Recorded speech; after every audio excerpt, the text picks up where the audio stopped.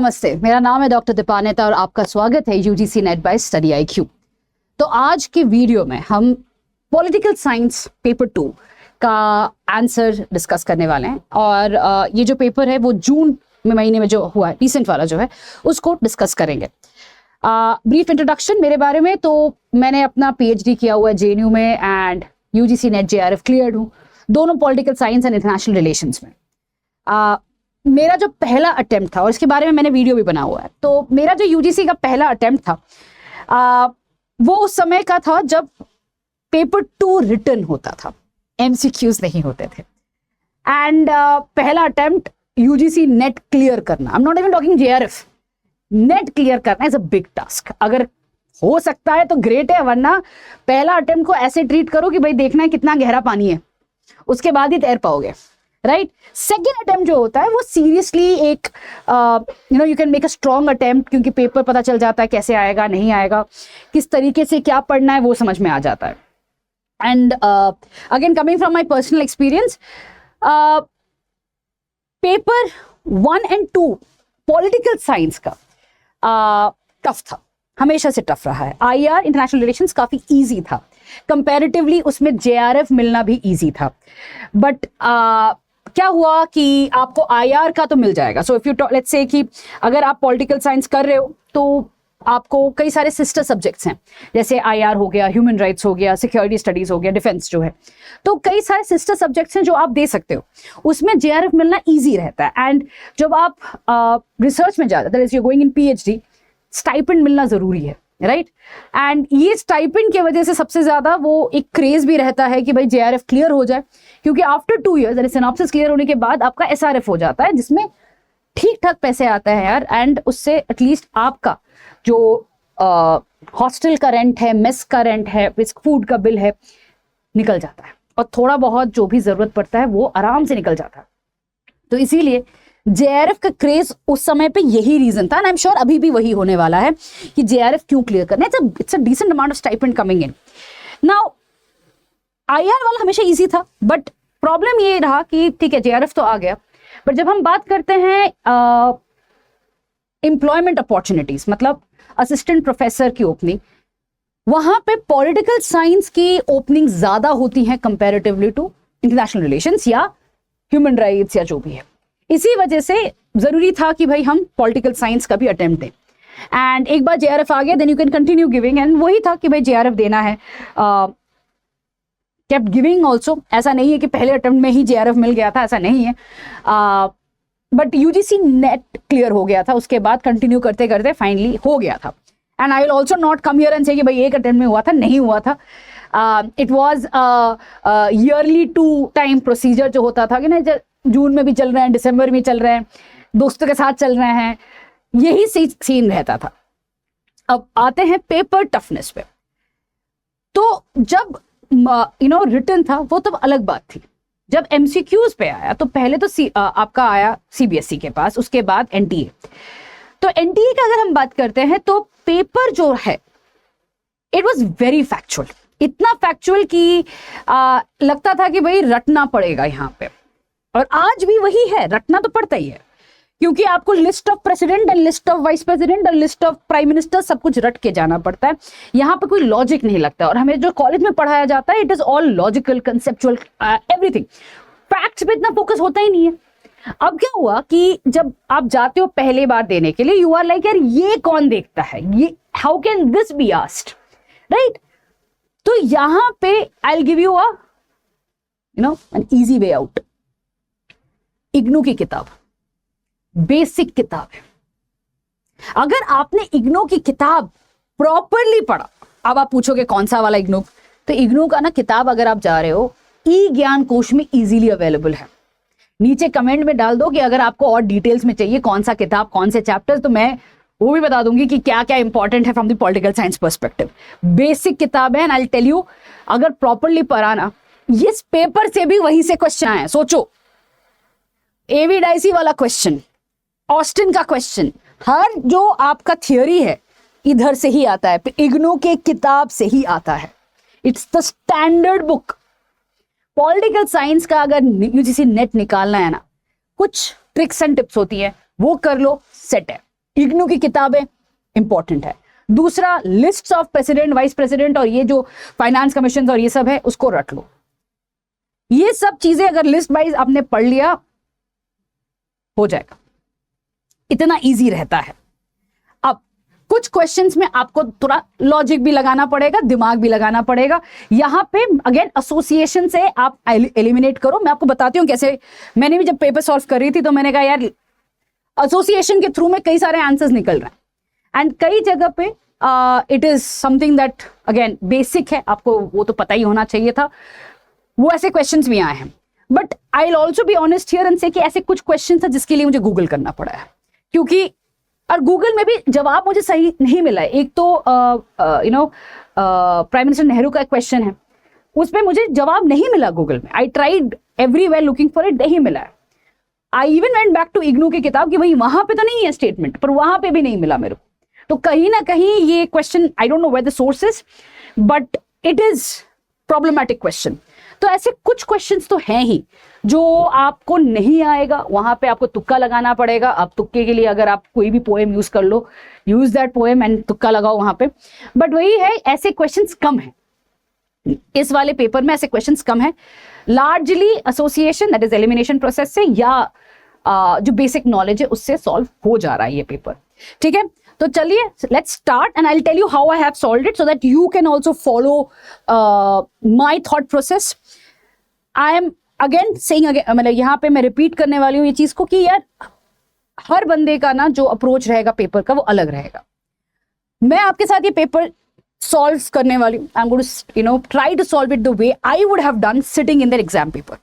इससे क्या आपको पता चलेगा कि यार ये भी एक अप्रोच है, right? And I can say it very confidently that I am a pro at giving this paper. UGC net का पेपर इतने बार किया है, दिया है, एस किया है कि पता है कि भाई कैसे करना है इस चीज को और कहाँ से आ सकता है probable questions, right?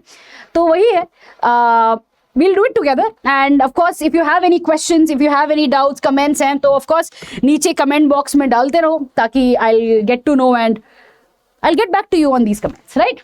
चलिए पहला क्वेश्चन करते हैं। Who stated history is the growth of reason to consciousness of itself and the constitutional legalistic state in the culmination of history? यहां पे अगेन एसोसिएशन मैंने निकाला, that's elimination process. France Fanon क्या लिखा है? रेसिज्म पे लिखा है। He has talked about us versus the other, तो डेफिनेटली हिस्ट्री पे तो नहीं लिखा है, right? There is nothing that he has written about constitutional legalistic. Mary Wollstonecraft feminist है, जॉन लॉक नेचुरल लॉज हैं, बचा कौन? Frederick Hegel. ना हीगल ने, मुझे पता है, again I am logically using it, Hegel has written about dialectics and उसके बाद मार्क्स ने इसको हिस्टोरिकल डायलेक्टिज्म में लेके गया था। और हीगल में हिस्ट्री का जो उनका थियरी है उसमें हिस्ट्री का इंपॉर्टेंस है। तो by that logic I am going to mark Frederick Hegel as the right answer. ठीक है, Frederick Hegel as the right answer. Okay, let's move on next to 52। Who describe democracy as the tyranny of the majority? तो again tyranny of the majority का मतलब क्या है? Tyranny is basically जहां पे दादागिरी, राइट? टिरनी इज दादागिरी।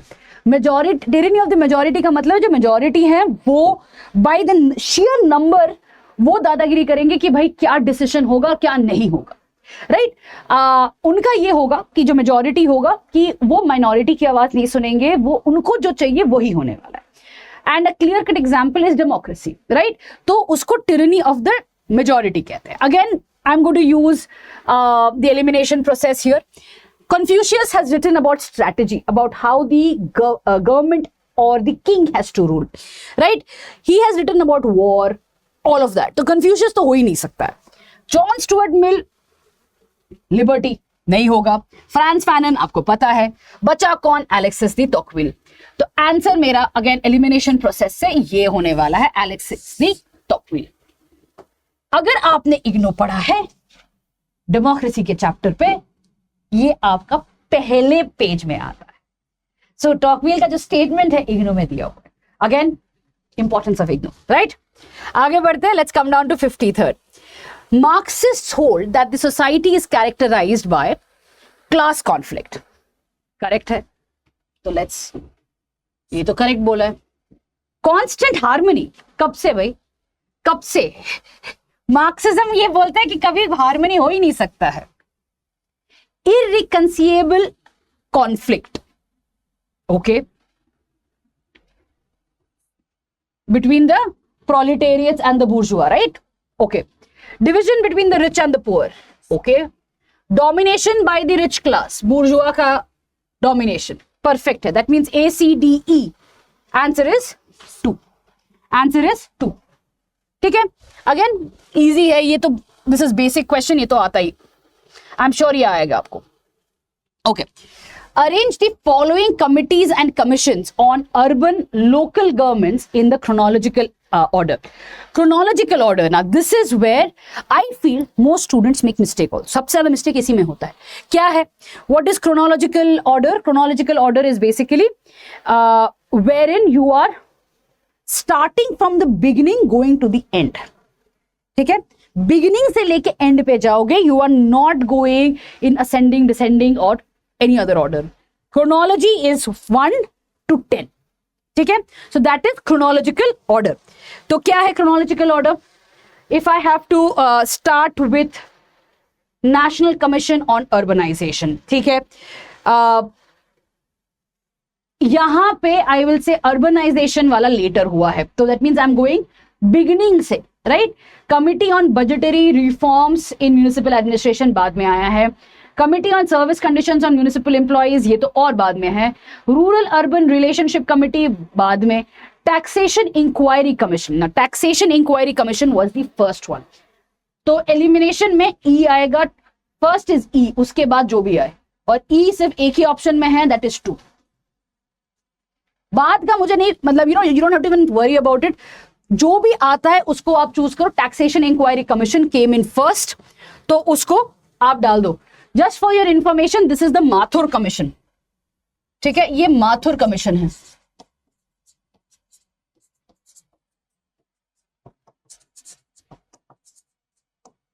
ये माथुर कमीशन है. ठीक है, आगे बढ़ते हैं. Let's come down to the 55th question. Okay. Constitutional amendment act and subject और आर्टिकल इंसर्टेड. ठीक है, तो यहां पे 92nd अमेंडमेंट क्या था? 92nd amendment A is basically addition of Bodo Dogri Maithili. तो ये वाला है A3 एक ही है. Answer is 3. एक से आंसर निकल जाता है, पता, इतना आसान था पेपर, राइट? एक से निकल जाएगा. आपको इतना सोचना ही नहीं है कि सब कुछ मिलाना है. A3 मिला, एक ही ऑप्शन है, एंड इट्स डन. आगे बढ़ते हैं. 56th. चलो.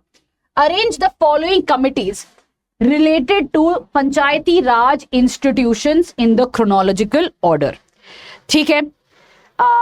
वर्किंग ग्रुप ऑन पंचायत्स, ये 1960s में आया था. एक second, let me just go. 1960s में आया था. ओके. स्टडी टीम ऑन न्याय पंचायत. स्टडी टीम ऑन न्याय पंचायत, दिस इज फर्स्ट, क्योंकि उसी के बाद न्याय पंचायत. सबसे पहले तो पंचायत का आया था. ये 1961 है, ये 1963 है, क्योंकि पहले तो पंचायत पे वर्किंग ग्रुप बनी थी, उसके बाद ही स्टडी टीम आई थी न्याय पंचायत पे.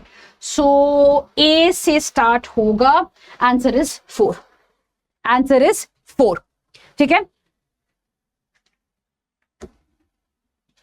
Let's move on to the 57th one. India is emerging as a great power due to its growing economic power. Absolutely. Diplomatic relations. Yes.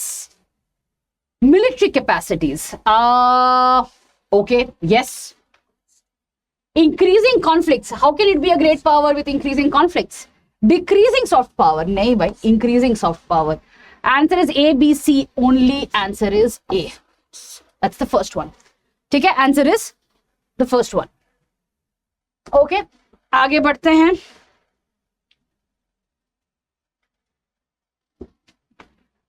Kautilya's elements of state consist of the king, ठीक है, counselors, that is Swami, ministers, territory, fortified, treasury and allies. Foes नहीं है, enemies नहीं है. It is going to be A, B, C. A, B, C, D only. Answer is 3. Saptanga theory. Saptanga theory क्या है?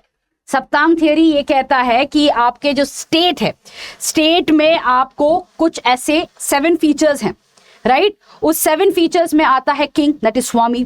Then you have the amatya, that is the councillors और the ministers. उसके बाद आता है क्या है? जनपद. जनपद इज बेसिकली द टेरिटरी. उसके बाद दुर्ग, फोर्टिफिकेशन ऑफ द टेरिटरी. उसके बाद कोश, कोश इज द ट्रेजरी. उसके बाद आता है दंड, द पुलिस और the military. And then you have मित्र, दैट इज योर फ्रेंड्स. ठीक है, सो दिस इज द सप्तांग राज्य का थियोरी का है. तो फोर्स नहीं आता है. फोर्स इंटरेस्टिंग मंडल सिद्धांत में आता है, सप्तांग में नहीं आता, राइट? तो A B C D only. And अगर आप सोच रहे हो कि मंडल और सप्तांग में डिफरेंस क्या है, सीरियसली ये नहीं पता, कैसे चलेगा?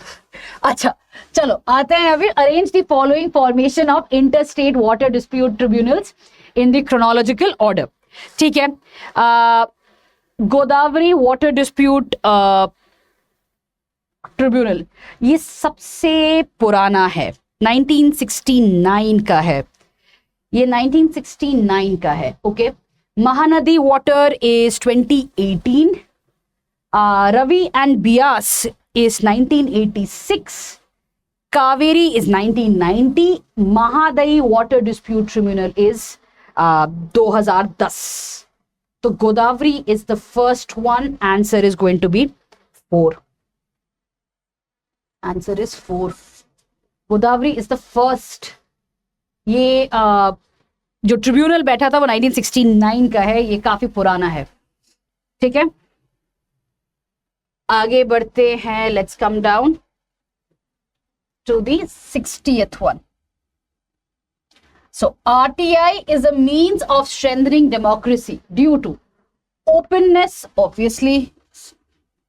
ठीक है, कहा गया आंसर? हाँ, openness आ गया. Maintaining secrecy. How? No. Transparency, yes. Bureaucratic red tapism नहीं है. अकाउंटेबिलिटी है. ACE only. Answer is this. ठीक है, 60 हो गया. So you now know how to solve this kind of questions. Easy रहता है, ऐसा नहीं है. जैसे अगेन वाटर ट्रिब्यूनल के जो नंबर्स हैं, I can tell you that this was a tough question. तो मेरे को लगा था ऑनेस्टली कावेरी होना वाला है, but I had actually then googled and I saw कि नहीं, it is the Godavari that is there. तो again that's a question that required you to have some knowledge. Mistakes होने chances है, but ऐसे questions तो याद नहीं होने वाले हैं. ये सबसे easy questions हैं, ये तो हो जाता है. Okay, let's move on to 61st. Who among the following has written the book The Functions of the Executive? यार ये काफी famous book है, चेस्टर बर्नार्ड की किताब है. 1938 में लिखी गई है. ठीक है, 1938 में लिखी गई ये किताब है. काफी फेमस किताब है ये. ओके, नेक्स्ट आते हैं. SAARC came into being in 1985. Actually 8th December 1985 का था. 8th December 1985. फटाक से नीचे कमेंट में बताओ तो SAARC का सेक्रेटेरिएट कहाँ पे? सेक्रेटेरिएट है भी क्या SAARC का? द SAARC है सेक्रेटेरिएट, और अगर है तो कहाँ पे है? राइट, चलो आगे बढ़ते हैं. Dag Hammarskjöld appointed Secretary General of the United Nations in. So Dag Hammarskjöld जो है वो basically second secretary general of UN थे. पहले थे लाई बोल के, LIE, and Dag Hammarskjöld is the second one. The second one होंगे तो 1953 will be the answer. क्यों? अगेन लॉजिक में लगा रही हूँ क्योंकि ये सेकंड है, सेकंड सेक्रेटरी जनरल थे ये. तो फर्स्ट जो थे उनका नाम टी लाई था एंड 1946 में वो थे. तो 1946 के बाद if you see again second option में अगर आता है तो 51 53 में है, पर मुझे पता है कि he had actually come in and he had to wait for some time before he had joined. तो उसमें एक proper there was a you know अच्छा खासा कहानी है उसमें, तो कि क्यों उनका ऐसा हुआ था and why he had to wait and why काफी लेट ज्वाइन किया. तो 1953 is the right answer to this. So he joined in 1953 as the second secretary general of UN. ठीक है. Okay, now arrange the following chief justices of India. If I have to give the the sequence of this, तो कौन से option में है? Can you read it with me? हाँ, H.G. Kania, P.N. Bhagwati, Ranganath Mishra, Madan Mohan Punchhi and S.H. Kapadia.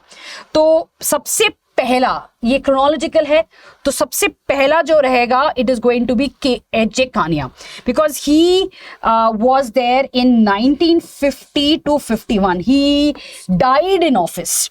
ठीक है, ही डाइड इन ऑफिस. तो ये सब मेरे को नहीं पता है ऑनेस्टली कौन कब आता है, बट मेरे को ये पता है कि he was there and he died in office. तो यहाँ पे I am looking at A being the first one, और कहीं पे ए है नहीं, so the answer is going to be 1. The answer is going to be 1. ठीक है, तो आगे बढ़ते हैं. Let's come down to again the following Lok Sabha speakers पे आते हैं. कौन कौन है? HS हेगड़े है, हुकम सिंह, गुरदयाल सिंह धिल्लों, नीलम संजीवा रेड्डी एंड राबी रे. तो उसमें से मुझे पता है कि Hukum Singh he was the third Lok Sabha speaker. He was the third Lok Sabha speaker and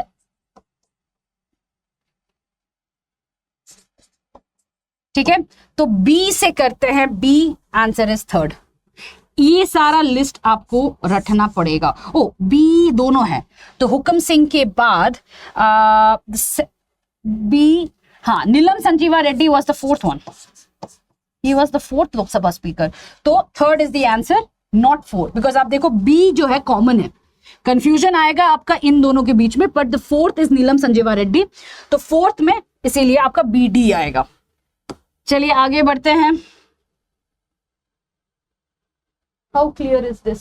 थोड़ा सा इसमें प्रिंटिंग का इशू है, बट ठीक है, एक ही पेज है ऐसे तो we can manage.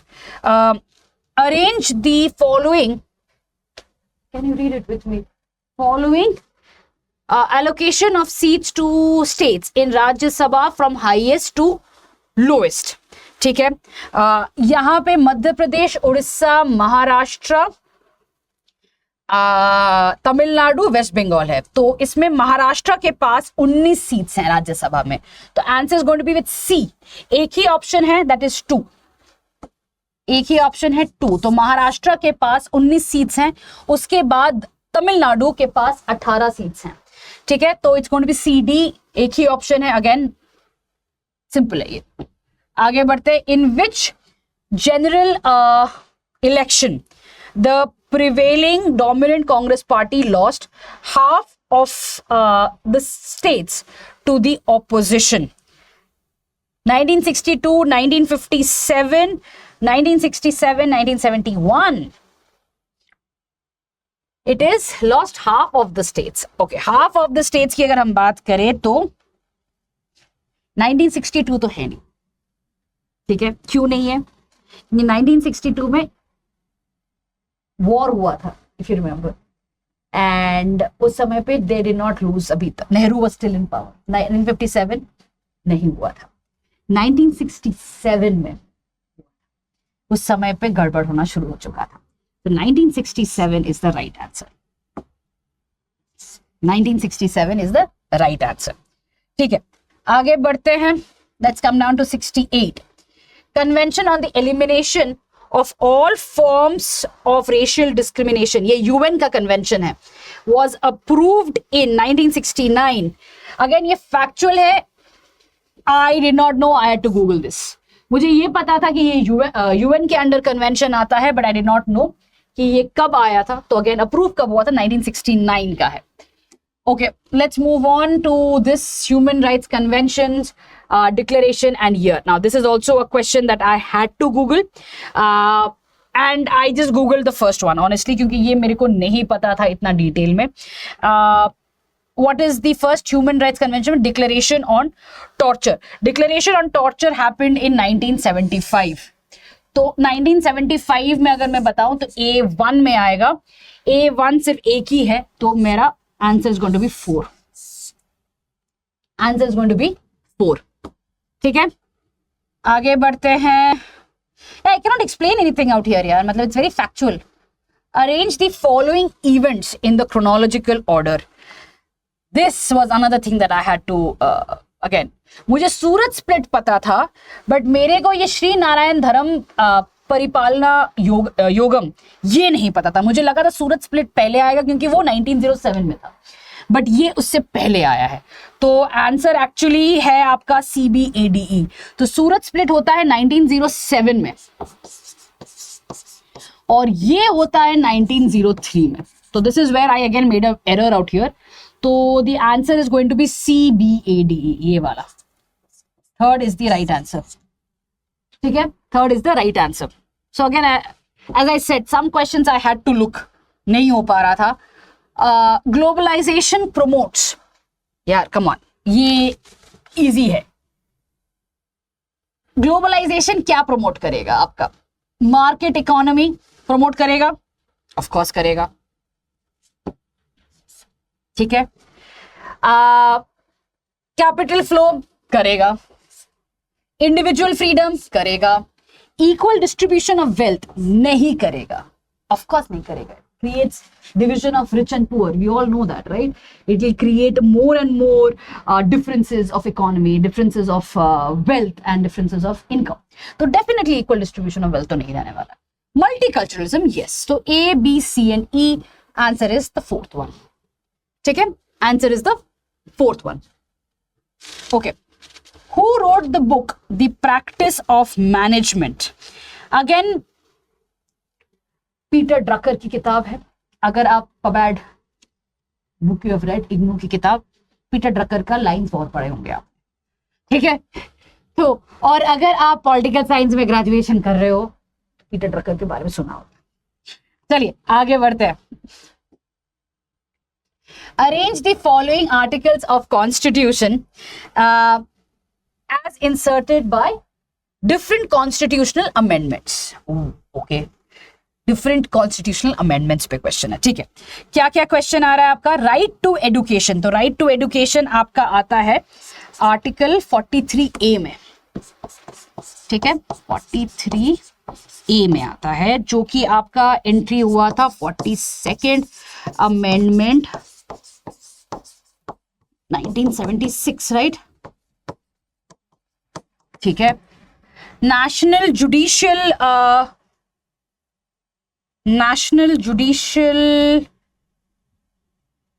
Appointment commission, national judicial appointment was in 86th amendment, तो ये बाद में आया होगा। राइट ऑफ वर्कर्स भी, राइट ऑफ वर्कर्स नहीं, राइट ऑफ वर्कर्स भी लेटर था, राइट ऑफ वर्कर्स भी लेटर ही था। राइट ऑफ वर्कर्स का it was also management of industries, if I am not wrong it was the 44th और 42nd वाला है, 44th mostly. Entry of Ladakh in the first schedule, entry of Ladakh happened later on, काफी late हुआ था। तो यहाँ पे सीक्वेंस देख लेते हैं क्या क्या अवेलेबल है। तो सबसे पहला तो सी, हाँ, सो CA करेक्ट है। Then you have the E, then you have B and D। D is the last one, ये तो लास्ट में आया, एकदम लास्ट में D है, D किसी में नहीं है, तो answer is going to be 2। Answer is going to be 2। यहाँ पे मैंने उल्टा चीज देखा, because if I am looking at the numbers, मेरे को नहीं पता है द कोऑपरेटिव सोसाइटीज एंड मेरे को पता है एंट्री ऑफ लद्दाख जो हुआ था फर्स्ट शेड्यूल में सबसे लास्ट लिया गया है इन सभी डिसीजंस में, तो मैंने लास्ट में देखा कहाँ पे डी है, एक ही ऑप्शन मिला, मैंने उसको मार्क किया। That is how I will play this, ठीक है, that is how I will mark this. Okay, आगे बढ़ते। Arrange the following laws made by parliament under article 3 of the Indian constitution. I give you one more example जहां पे मैं last से करने वाली हूं। मुझे पता है कि Jammu and Kashmir reorganisation act last में आया, एकदम लास्ट में है, सो जहां पे भी बी लास्ट में होगा वही आंसर होगा। बी मेरा एक ही जगह पे है, answer is 3, answer is 3।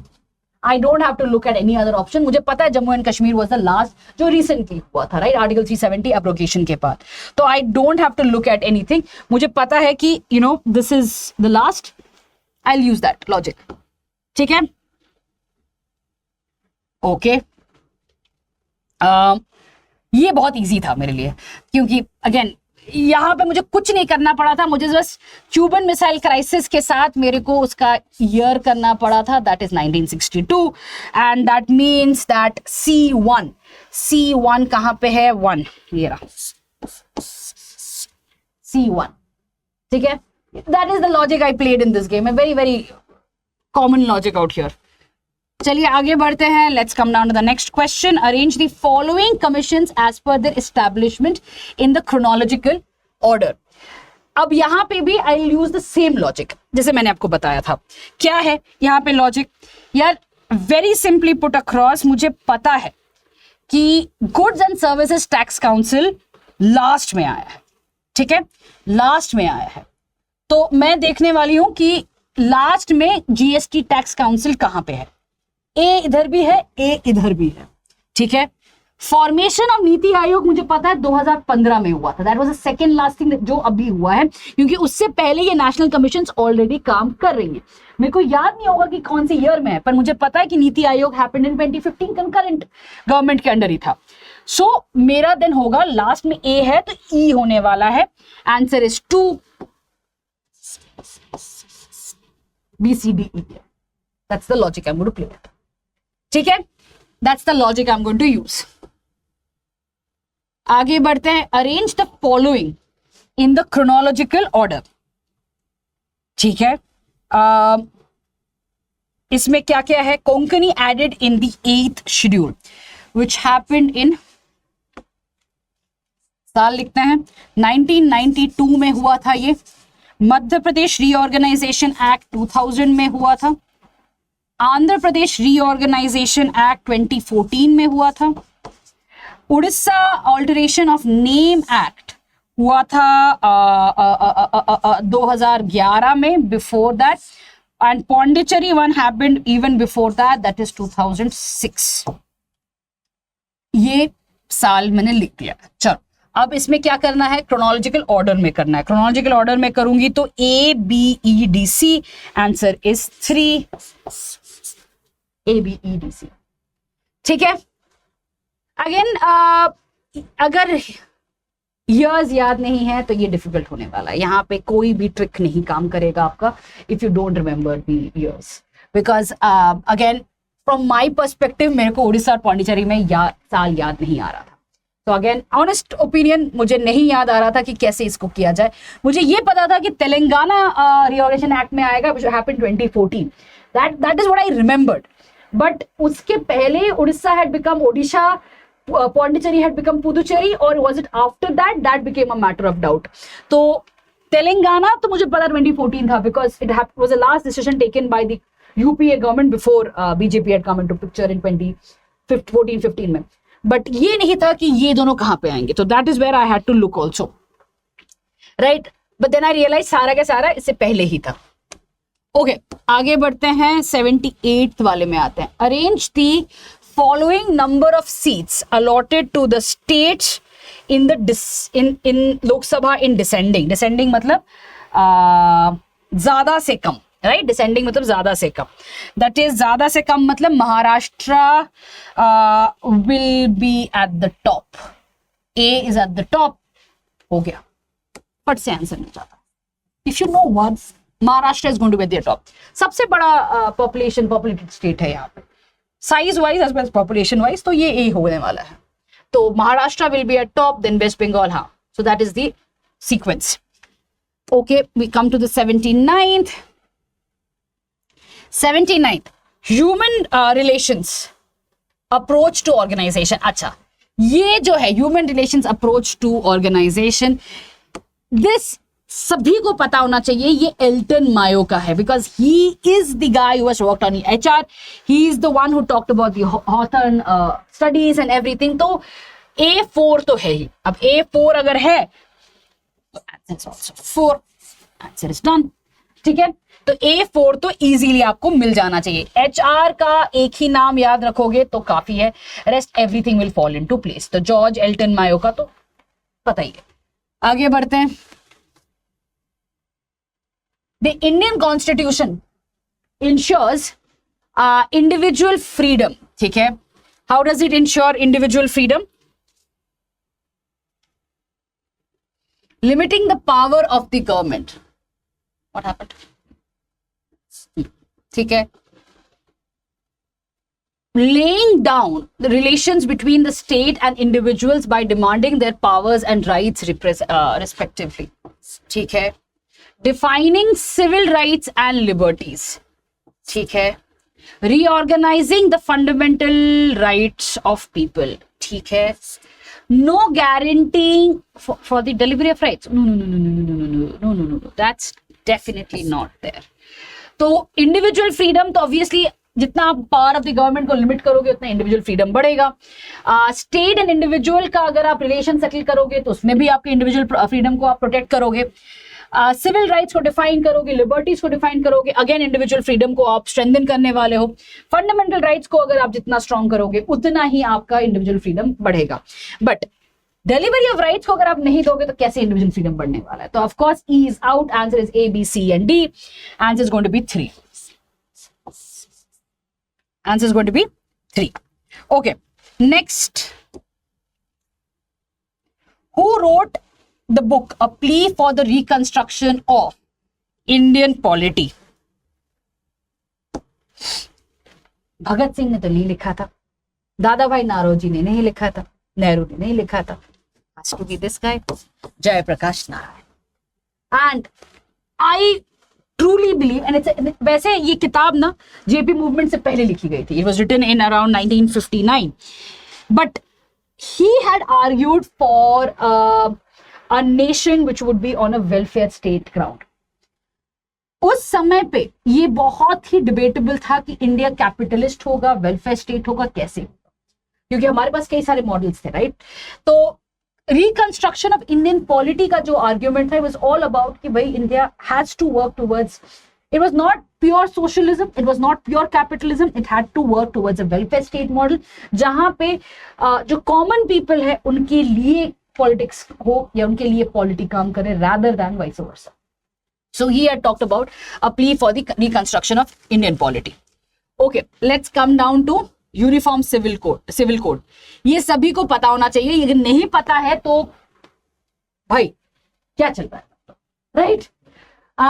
Preamble में तो लिखा नहीं है, ये भी पता है। फंडामेंटल ड्यूटीज में लिखा है, हमें तो नहीं करना है, right? Citizens don't have to do it. तो कैसे फंडामेंटल ड्यूटीज हो गया? फंडामेंटल राइट्स, अभी तक क्या यूसीसी लगा है? नहीं लगा है, तो फंडामेंटल राइट्स भी नहीं होगा। डीपीएसपी, क्या ये गाइडलाइन है? क्या स्टेट को बोला गया ये करना है? हाँ, इसीलिए स्टेट्स या जो करंट गवर्नमेंट है उसी पे काम हो रहा है कि भाई यूसीसी लाया जाए। तो that is a work in progress. Work in progress का मतलब ये डीपीएसपी में आएगा, नॉट इन समवेयर एल्स। तो it's directive principles of state policy. ठीक है, ओके, आते हैं अभी the Indian war of independence of 1857। It is by Savarkar, V Damodar Savarkar. He is the guy who has written it. V.D. Savarkar has written it. He wrote it saying that it is not the 1857 revolt, because Britishers इसको बहुत प्यार से revolt करते थे. And he said it's not revolt, it's the Indian War of Independence. ये पहला War of Independence था जहाँ पे हमने Britishers को हराने की कोशिश की थी. हमने, the states came together. How can it be a revolt? So the whole argument that he had given, he had talked about how the states had come together, how he did of course talk about the Hindus coming together at that point of time, but he pointed out that it was the first war of independence and not the 1857 revolt. ठीक है, ये किताब 1909 में लिखी गई थी, काफी famous किताब है ये. Okay, 84th question, doctor Ram Manohar Lohia remark गूंगी गुड़िया. यहाँ पे ये बहुत इजी क्वेश्चन है, अगर तभी भी नहीं समझ में आ रहा है एलिमिनेशन से कर लो यार. Ram Manohar Lohia, doctor Ram Manohar Lohia was not at the time period of Sarojini Naidu. He was not at the Sonia Gandhi के पीरियड से पहले ही he was there in power. So obvious बात है, the contemporary was Indira Gandhi. तो गूंगी गुड़िया had to be Indira Gandhi and she was the one who was more powerful. गूंगी गुड़िया मतलब ये जो देख रही है पर कुछ बोल नहीं पा रही है, राइट? यार लॉजिक थोड़ा सा भी लगाओगे ना इसमें आंसर आ जाएगा, right? You don't need to remember all this, ये तो लॉजिक से ही आ जाएगा आंसर. चलो आते हैं 85th पे. ठीक है, 85th पे आते हैं, एडमिनिस्ट्रेटिव थियोरी, डैनियल ई ग्रिफिथ की किताब है. तो अगेन एक ही से मैंने निकाला है यहाँ पे, I have not tried to do too much experiment. A2 answer is 4. A2 answer is 4. Okay, next we come down to NREGA. NREGA happened again, it was a major thing that happened. Mahatma Gandhi national rural employment guarantee act है, ये 2006 में आया था. काफी उस समय पे revolutionary idea था ये, जिसको मनरेगा भी कहा जाता है. मनरेगा इज महात्मा गांधी का M part, Mahatma Gandhi national then rural employment guarantee act है ये. ठीक है, आगे बढ़ते हैं नेक्स्ट. ओके, तो यहां पे अगेन एलिमिनेशन पे आ जाते हैं. If you take a look at it, Simone de Beauvoir का है आपका the second sex. Judith Butler, तो B4 दो जगह पे है, एक्चुअली 3 जगह पे B4 है. ठीक है, D2 B4 और D2 दोनों, वाओ, दोनों जगह पे है. देन मुझे थर्ड वाला भी सॉल्व करना पड़ेगा, Kate Millett is sexual politics, that is A3 आएगा. तो answer is going to be 1, ये. ठीक है, that is how I will solve this.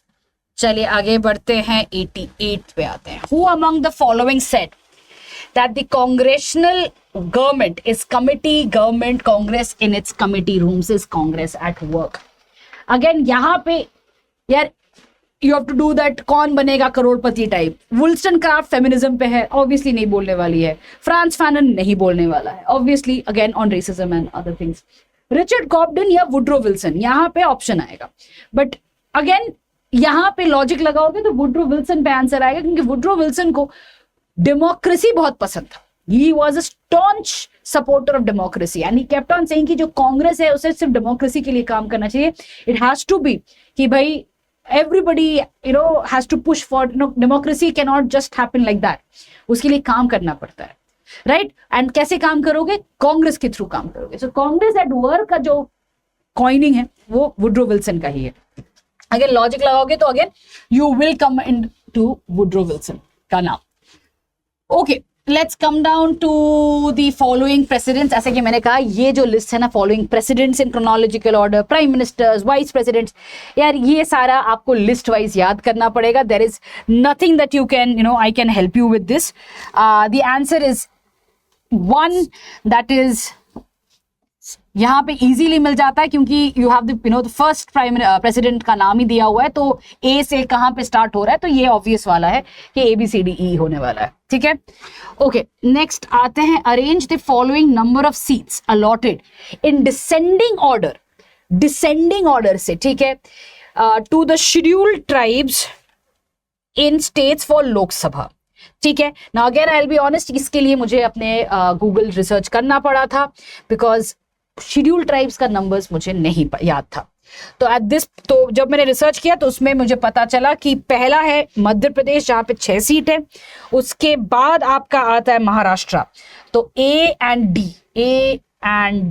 D नहीं, Madhya Pradesh had 6, Oh, Madhya Pradesh had 6. Odisha has the next. Odisha has 5.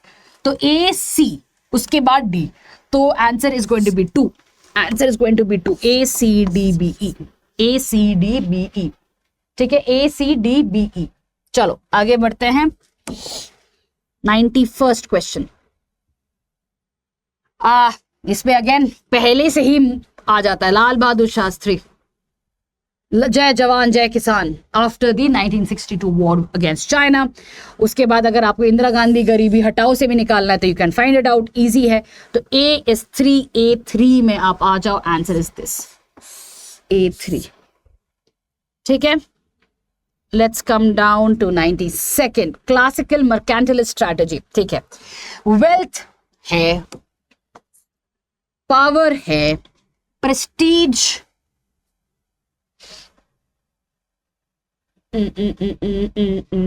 ठीक है कर देते हैं. मैक्सिमाइज एक्सपोर्ट एब्सोल्युटली है, मैक्सिमाइज इंपोर्ट नहीं है. मर्केंटलिस्ट स्ट्रैटेजी क्या कहता है? Maximize export, minimize import. तो ई तो होना ही नहीं है, तो ई जहां पे नहीं है ये हो गया. Answer is done. Answer is 3 A, B, C and D. Mercantilist यही कहता है भाई, मैक्सिमाइज एक्सपोर्ट, मिनिमाइज इंपोर्ट. होना ही नहीं है इसमें. तो आगे बढ़ते हैं. Let's come down to 93rd question. इसमें I will use Plato. I love theory. Political theory is my favourite.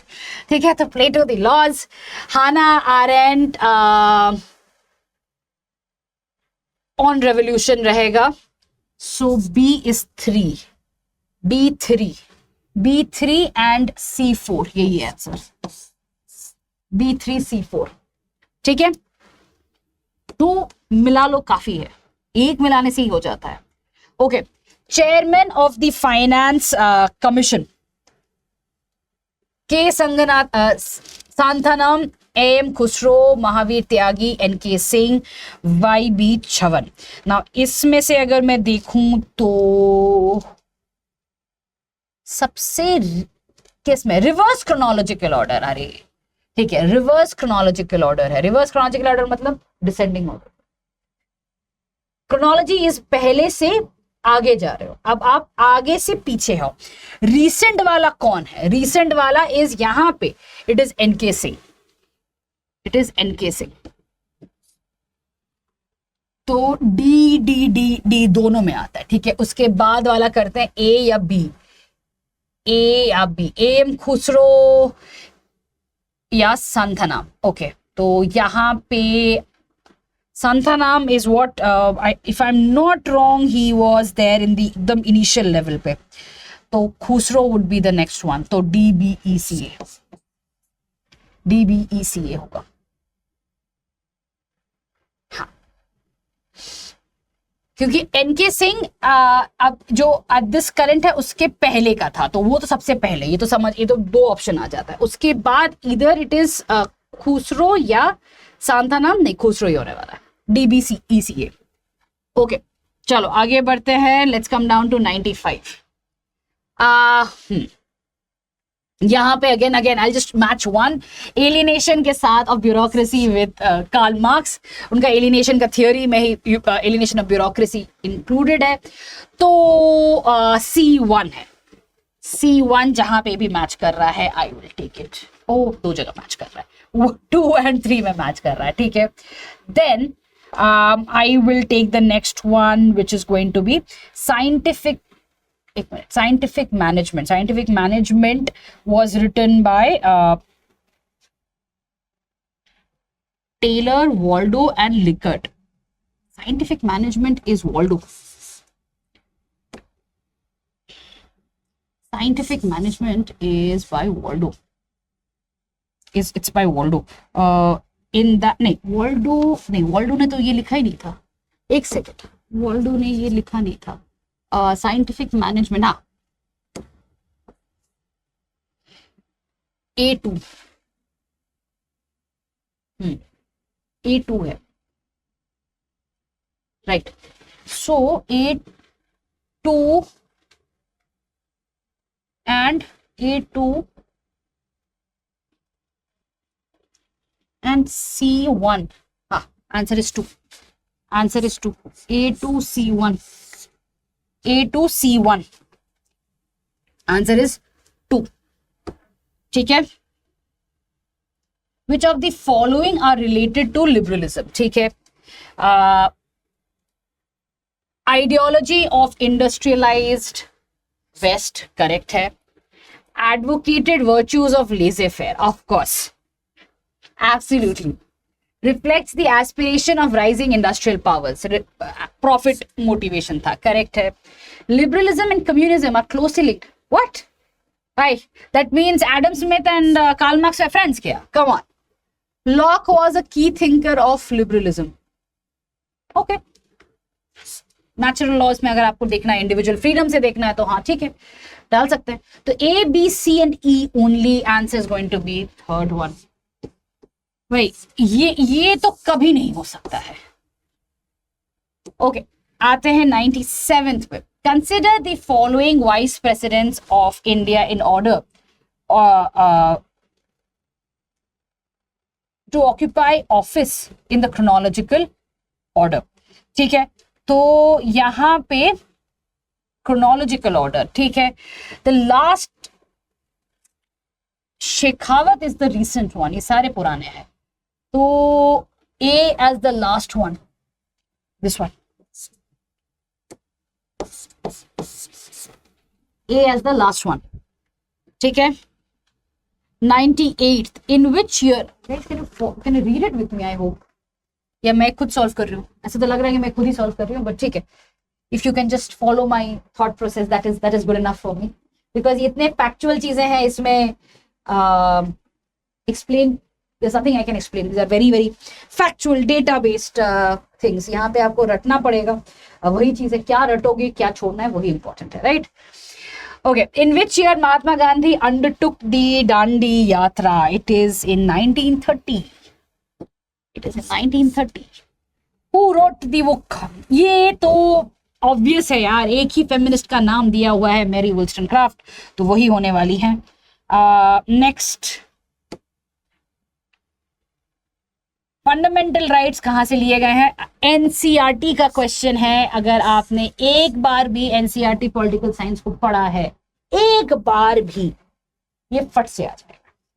कौन सा NCERT? NCERT class 11th, constitution at work. खरीदने की जरूरत नहीं है, ऑनलाइन मिल जाता है, एनसीईआरटी के वेबसाइट में मिल जाएगा. ठीक है. A3 एक ही ऑप्शन है. हाय राम, कंफ्यूज भी नहीं करने की कोशिश किया, इतना इजी क्वेश्चन. चलो, which article of Indian constitution provides power to the governor of the state to promulgate ordinances? Article 213. यार ये रटना पड़ेगा. If you are doing polity तो ये रटना पड़ेगा. आर्टिकल 213 में आता है, और गवर्नर, ये बहुत इंपॉर्टेंट पावर है गवर्नर का.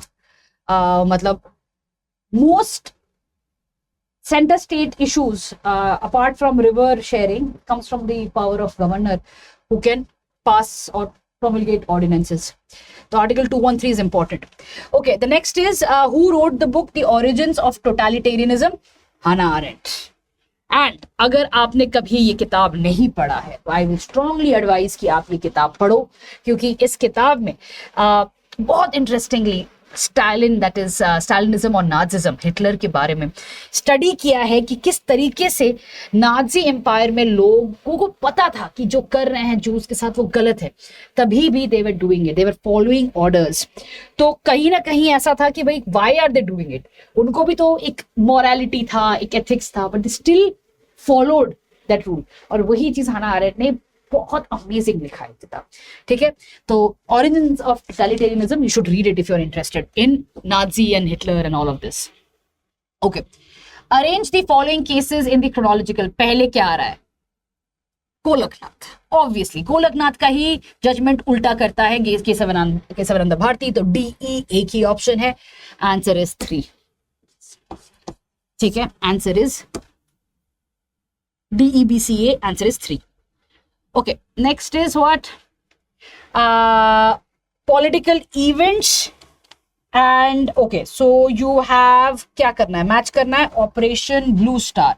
Operation blue star happened in 1987 में हुआ था. तो B1 नहीं,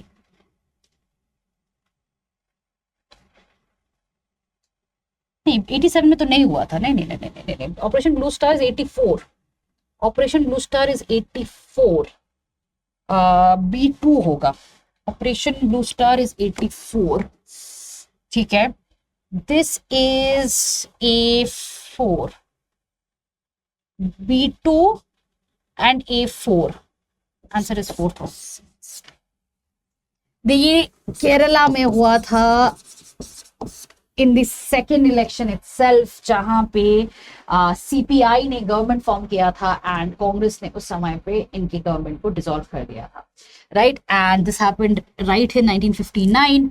operation blue star 1984. Rest we can manage. तो 2 ही निकालने से आंसर निकल जाएगा.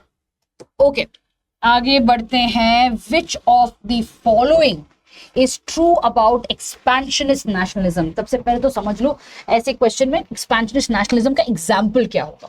एक्सपेंशनिस्ट नेशनलिज्म का एग्जाम्पल आप ले सकते हो चाइना का at this point of time, या आप ले सकते हो USSR का, रशिया का भी ले सकते हो, बट लार्जली USSR का एग्जाम्पल लिया जाता है. तो अगर आप उस कंट्री को सोच रहे हो तो क्या था, या चाइना को सोच रहे हो तो क्या है वो. अग्रेसिव तो है ही, ठीक है. Is it militaristic? Yes. Peace loving कहां पे, कौन सा पीस करते हैं ये लोग. एक्सपेंशनिस्ट तो होगा ही, टॉलरेट हो ही नहीं सकता है. ABD only answer is. ठीक है, आगे बढ़ते हैं. 106 थियोरी ऑफ सप्तांग अभी किया था. व्हाट इट इज इसको, कम ऑन. आगे बढ़ते हैं. India join WTO in 1995, not in any other year. 1995 में ज्वाइन किया था. Hawthorne experiments. हॉथॉर्न अभी मैंने कहा था it is with human rights. Mayo के अप्रोच के साथ हॉथॉर्न आता है. मेयो ने ही हॉथॉर्न एक्सपेरिमेंट्स किए थे. तो यहाँ पे if you want you can just write Mayo. Elton Mayo का है, ठीक है. तो it's with HR. Answer is 4. Okay, आगे बढ़ते हैं. Let's come down to the next 109. Arrange the following chief election commissions. तो इसमें क्रोनोलॉजिकल ऑर्डर है, राइट. क्रोनोलॉजिकल ऑर्डर में सबसे पहले तो TN सेशन आएगा, राइट. तो C और कहीं पे C है नहीं. Answer is 3. Answer is 3. Okay, आगे बढ़ते हैं. इमैनुअल वॉलेस्टाइन. वर्ल्ड सिस्टम क्या क्या आता है. Core, semi periphery, periphery. क्या होता है, कोर लेता है रिसोर्सेज, मैन्युफैक्चर करके भेजता है पेरिफेरी को गुड्स. पूरा पैसा और रिसोर्सेस लेता है. कोर रिच हो जाता है, पेरिफेरी गरीब हो जाता है. सेमी पेरिफेरी बीच में रहता है. दैट इज द को मतलब समरी ऑफ वॉलेस्टाइन, राइट. तो उसमें पुअर नेशंस ओनली. अरे नहीं, कोर आएगा, पेरिफेरी आएगा, सेमी पेरिफेरी आएगा, आइलैंड्स ऑफ सेमी कोर नहीं आएगा. BCD only. Answer is 1. ठीक है, आगे बढ़ते हैं. Who among the following viewed nationalism as cultural artifacts of a particular kind, defining the nation as. एक वर्ड से समझ में आ जाएगा यहाँ पे. Imagined community. कौन कहता है, Benedict Anderson. Nation is an imagined community. नहीं पता है, IGNOU chapter on nationalism second third page में ही आया है बेनेडिक्ट एंडरसन का ये स्टेटमेंट अबाउट इमेजिन्ड कम्युनिटी और क्यों nation is an imagined community. जाके पढ़ना. ठीक है, आगे चलते हैं. पॉलिटिकल लीडर्स पे आते हैं. ओके, यहाँ पे लीडर्स एंड पार्टी. ठीक है, ज्योति बासु इज CPI. ये I should know this, right. So ये मुझे पता है. तो इसी से मुझे मिल जाएगा. तो इट्स A3. एक ही है, A3. ठीक है, let's move on. Which of the following books are related to political economy? Morgenthau's Politics Amongst Nations. Nope, it's realism. Adam Smith, Wealth of Nations. Absolutely.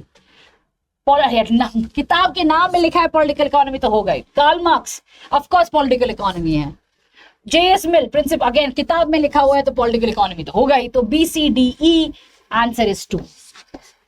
तो ए क्यों नहीं है? इट्स रियलिज्म की बात की है, he has talked about power, balance of power in this, it's not about political economy. ठीक है, आगे बढ़ते हैं। 114 म्यूनिक अग्रीमेंट। म्यूनिक अग्रीमेंट काफी इंपॉर्टेंट अग्रीमेंट था। म्यूनिक अग्रीमेंट 1938 में साइन किया गया था between Germany, France, Britain as well as Italy. तो बेसिकली एक ऐसा अग्रीमेंट था जहां पे अलाइड एंड एक्सिस पावर्स, उस समय तो थे नहीं बट तभी भी they had come together to sign, और ये एक कोशिश था पीस के लिए। हिटलर ने कहा था एक्सपैंड नहीं करेंगे and these people were accepting and everything, but of course उसी के बाद सेकंड वर्ल्ड वॉर शुरू हो जाता है। तो Munich agreement is 1938। Okay, next आते हैं finance commission.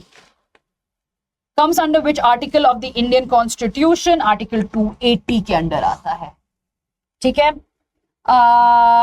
which Indian Prime Minister has ever visited मीनारे लाहौर? सिर्फ एक ही बंदा गया है, that is हमारे प्रधानमंत्री Vajpayee ji. He is the only one who has gone to Lahore amongst all Prime Ministers of India, तो obvious बात है वही होने वाला है। 1999 में गए थे, उसके बाद हमें कारगिल मिला, राइट? ओके, आगे बढ़ते हैं। In which year Japan invaded Manchuria? Manchuria actually part of Chinese province था। 1931 में हुआ था ये, 1931 में हुआ था, जहां पे जापान ने चाइनीज प्रोविंस ऑफ मंचूरिया को ले लिया था। चलिए आगे आते हैं। Again former chief ministers and states, Karpoori Thakur Bihar, A3 यार एक ही में मिल गया, चलो A3, ठीक है, A3 है। Minnebrook One Conference was held in, it was held in 1968 actually, 1968 में किया गया है। Minnebrook 1, 2, 3 तीनों हो चुका है आज के दिन पे। चलो आते हैं आगे। Broadly the term democracy implies a society based on privileged and hierarchy. No. A system by the people based on equal opportunity and individual merit. नहीं, कहाँ पे individual merit पे आता है? A system based on principle of majority rule. हाँ, answer is C.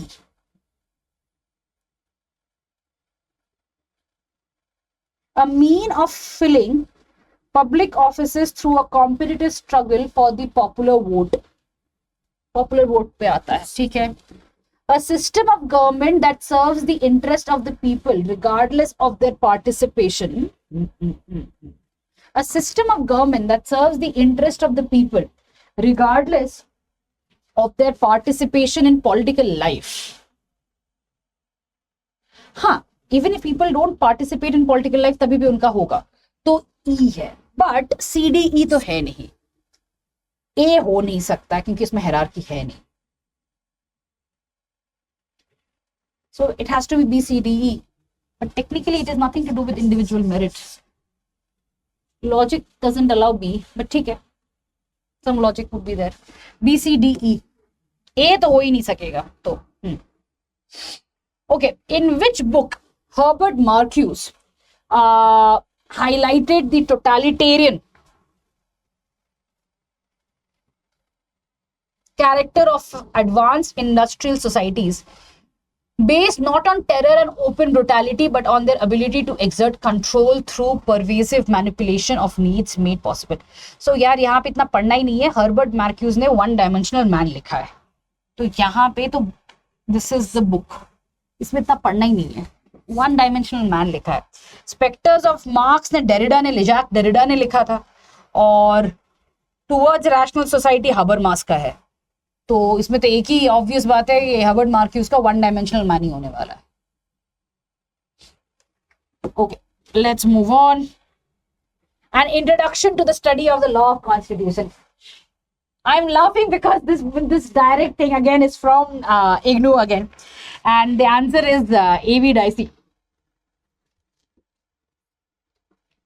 ठीक है, A.V. Dicey का है।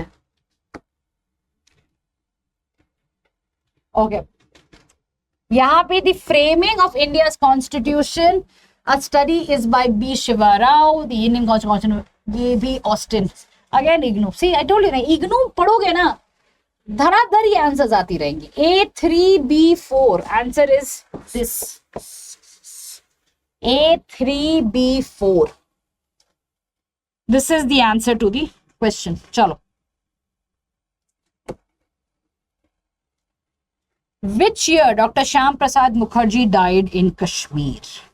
It is in 1953, and बहुत बड़ा conspiracy है इसमें। Now, you know, I was pretty interested because एक बहुत beautiful सा write-up है, written by actually Vajpayee ji, and he had talked about what really happened and why it is a conspiracy. तो क्या था कि उनको एक बीमारी थी, Shyam Prasad Mukherjee ji, and he had gone to Srinagar. उनकी जो बीमारी थी उसमें क्या था कि लंग्स की जो लाइनिंग है या उस जगह पे ना उनका एक थिकनिंग हो जाती है, ड्राई प्लूरिटिस से कुछ बीमारी है, एंड उसके लिए ना एक स्टेरॉइड देना पड़ता था, स्ट्रेप्टोसाइड्स या स्ट्रेप्टो समथिंग समथिंग, जो डॉक्टर ने उस समय पे, जो उनको पहले तो जेल लेके गए थे श्रीनगर में, उसके बाद एक कॉटेज में रखा गया था जब उनकी तबीयत खराब हो गई। तो उस समय पे कई सारे एक्चुअली यंग संघ के लोग थे, वाजपेयी जी उनके साथ थे।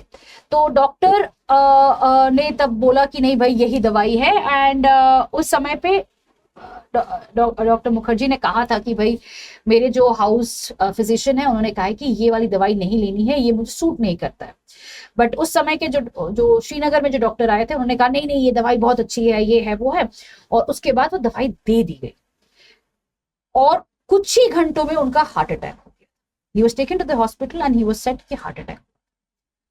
तो उनकी जो माता जी थी उन्होंने तब रिक्वेस्ट किया था कि भाई इसका एक प्रॉपर कार्रवाई की जाए, न्यूट्रल कार्रवाई की जाए, बट नेहरू ने तब नहीं सुना।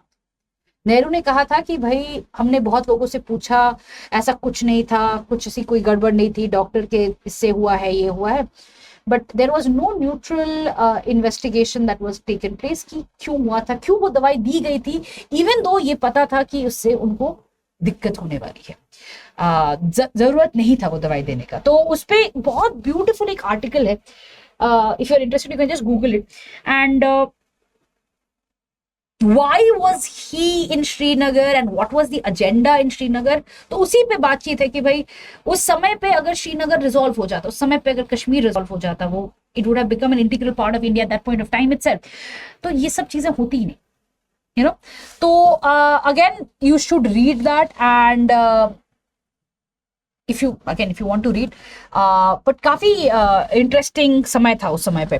Anyway, so 1953 arranged the following prime, and again Vajpayee's account of that particular incident, he was a very young chap, young man at that point, and he had written this article। तो काफी interesting था वो, आप पढ़ोगे तो आपको काफी मजा आएगा उस पढ़ने में। ओके, एनीवे आगे बढ़ते हैं। Arrange the following prime ministers of India in the chronological order. यहाँ पे ऑब्वियस बात है, your answer is going to be Vishwanath Pratap Singh से पहले स्टार्ट होगा, तो D B E, तो पहले ही तो गवर्नमेंट सारे कांग्रेस के आ गए, उसके बाद कोalition आ गया, उसके बाद A, तो नहीं A उसके बाद C, तो D B E A C, answer is 1। D तो पहले एक ही में। चलो ठीक है, आगे बढ़ते हैं।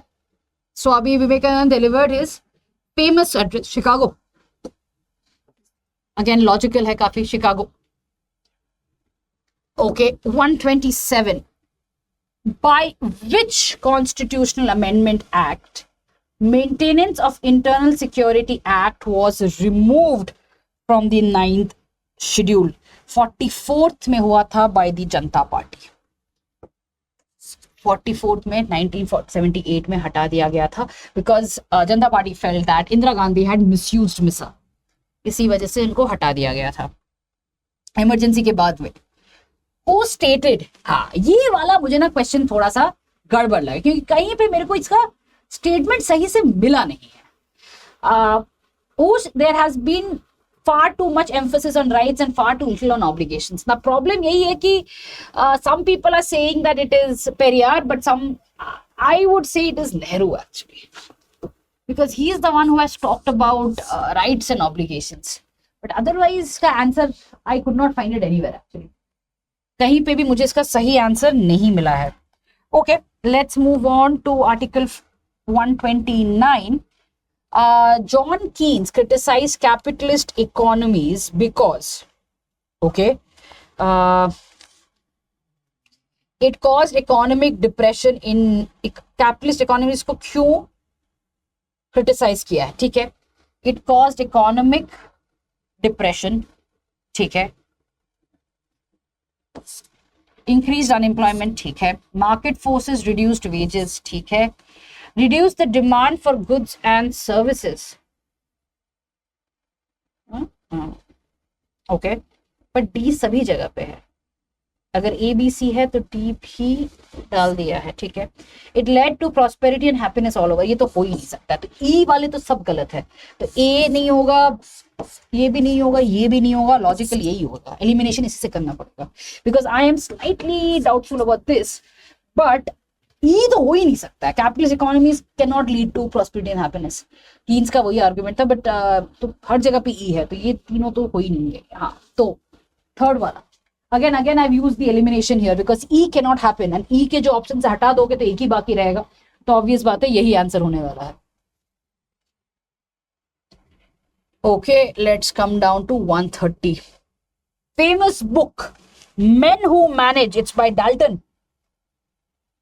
डाल्टन की किताब है, 1959 की किताब है, ठीक है.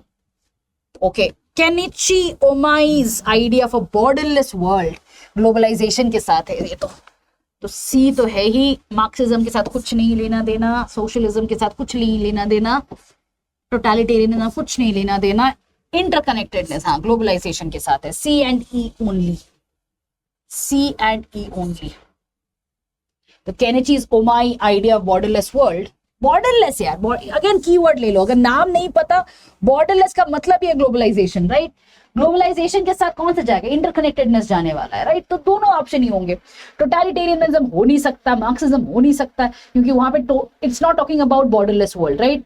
बॉर्डरलेस मतलब ही ग्लोबलाइजेशन है, तो सी एंड ई से ही खेलोगे, right. Options. Okay, we come to consider the following articles.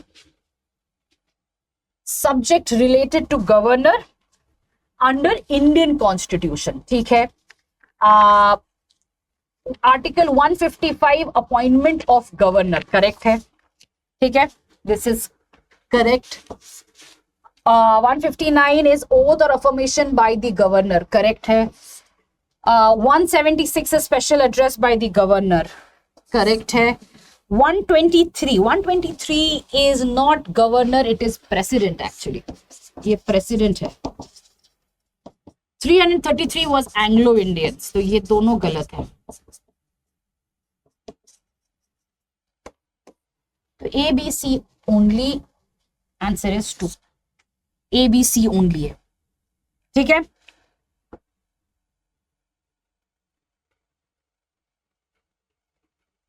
One 133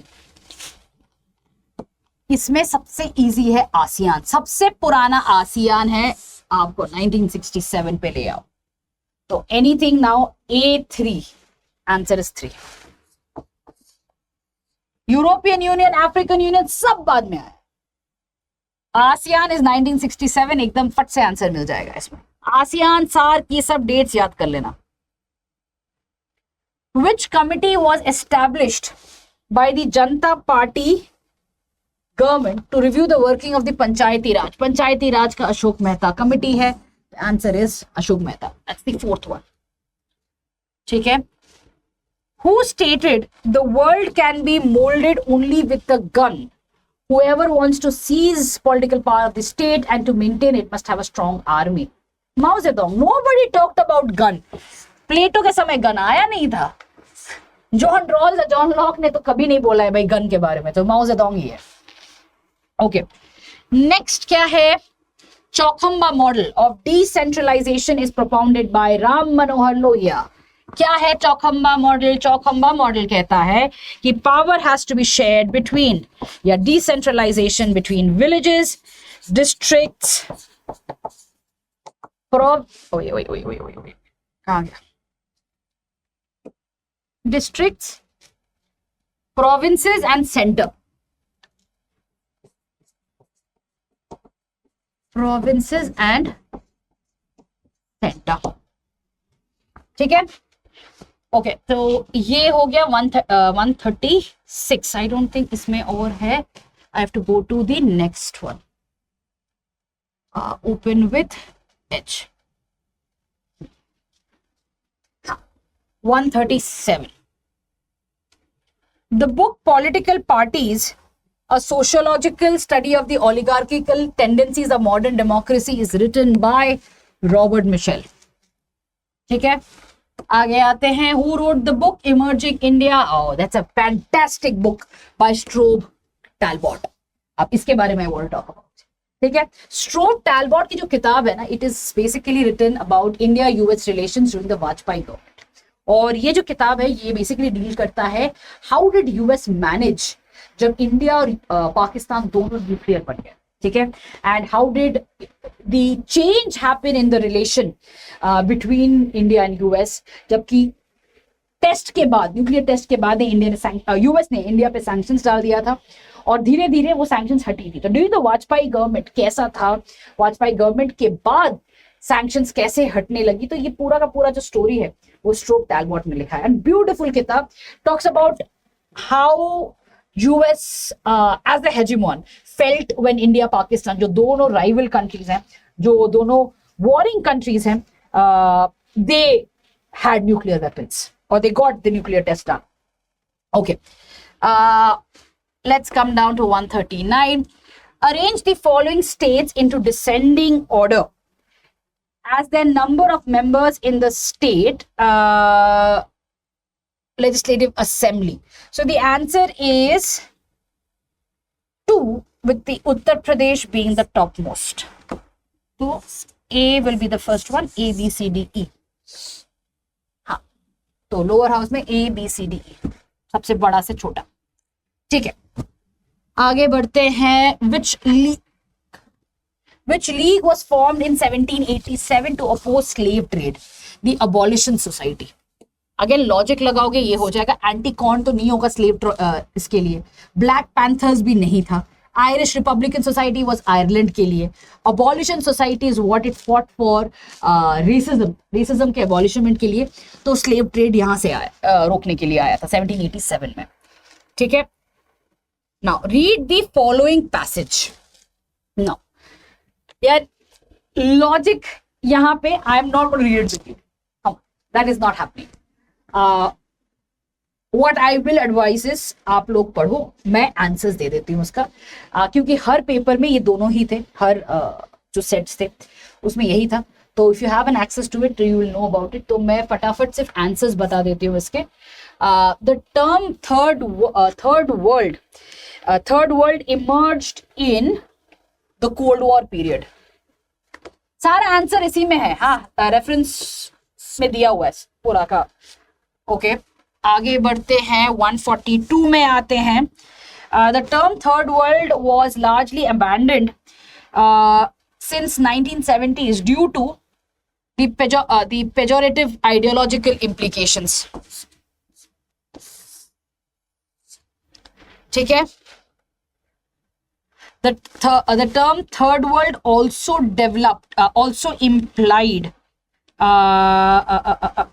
third also implied क्या था, डेवलप्ड वर्ल्ड तो नहीं होगा, फोर नेशंस, हाँ, नॉन अलाइंड होगा, लॉजिक अगेन नॉन अलाइंड, क्योंकि हम ही नॉन अलाइनमेंट कर रहे थे थर्ड वर्ल्ड, ठीक है। The third world did not fall into again, third world है, फर्स्ट एंड सेकेंड वर्ल्ड तो हो ही नहीं सकता है, तो थर्ड वर्ल्ड वहीं पे आएगा, ठीक है। 145, the term third world was used for Africa, Asia, Latin American countries who were economically developed, no, military powerful, no, Economically and military dependent, yes. Liberal, democratic and peace loving, no. Democracy तभी तक आया ही नहीं था, आ रहा था. People, we were struggling with democracy that time. ठीक है, तो answer is 3 for this one.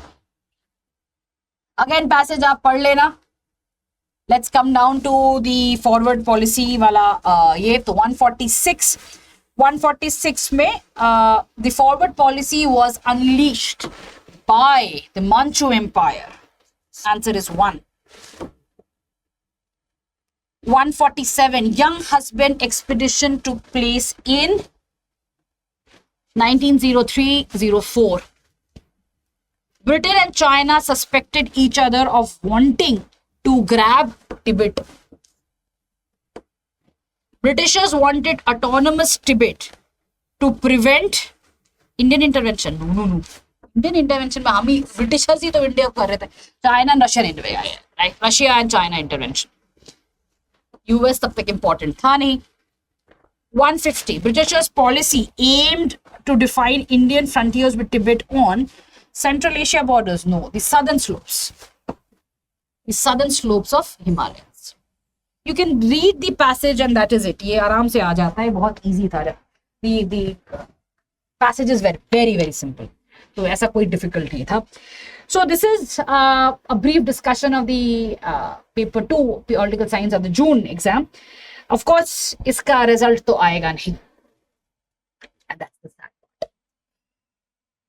I can, understand कि आपका क्या situation हो रहा होगा, because paper अगर अच्छा गया होगा तो you never know कि कैसा होगा next paper. और अगर अच्छा नहीं गया था ठीक है, और एक मौका मिला है, देखा जाएगा.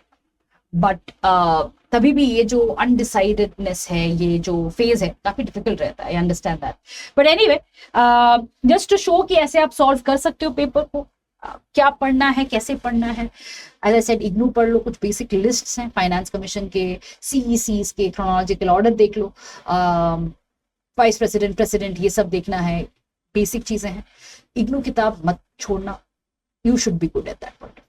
I can assure you आप सभी लोग सेफ रहोगे with this discussion. चलिए इसी के साथ let me take your leave. I hope you have understood how to do it.